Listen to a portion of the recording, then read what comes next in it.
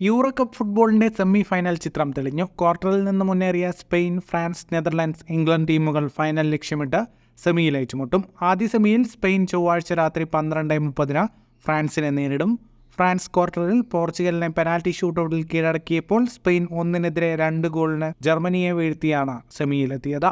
കഴിഞ്ഞ 5 മത്സരങ്ങളും ജയിച്ചാണ് സ്പെയിൻ വരുന്നത്. ഈ യൂറോയിൽ ഏറ്റവും നന്നായി കളിച്ച ടീമും സ്പെയിനാണ്.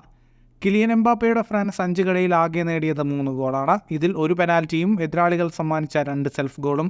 രണ്ടാം സെമിയിൽ ഇംഗ്ലണ്ട് ബുധനാഴ്ച രാത്രി 12:30 നെതർലൻഡ്സുമായി ഏറ്റുമുട്ടും. ക്വാർട്ടറിൽ സ്വിറ്റ്സർലാൻഡിനെ ഷൂട്ടൌട്ടിൽ കീഴടക്കിയാണ് ഇംഗ്ലണ്ടിന്റെ വരവ്.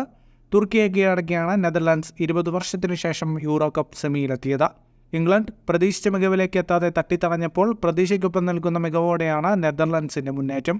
ഫുട്ബോൾ ലോകത്തെ കൂടുതൽ വാർത്തകൾക്കും വിശേഷങ്ങൾക്കുമായി സ്പോർട്സ് കഫേ ഇപ്പോൾ തന്നെ സബ്സ്ക്രൈബ് ചെയ്യുക.